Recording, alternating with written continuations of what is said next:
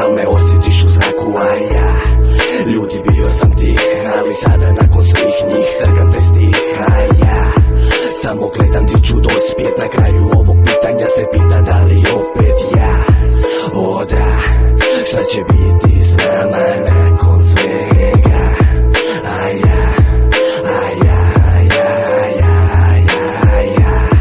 jednom nisko sam pao, sine, nisam ni znao, ali nije mi žao, a ja sad se pitam da li opet i koliko uopće vrijedi ljudima lažni osmijeh. Ja često pitam se šta bi bilo da se sve, sine, okolo zna, a ja i dalje pravim se lud. Izgleda da je ovo začarani krug, a ja sad su druga vremena, vidi svake godine stalno nešto se mijenja, a ja vidiš dalje tu stojim, pitam se da li postoji neko ko se ne boji, a ja tko zna, nekad uzem malo dobrog, ali dobim više zla, a ja baš šta.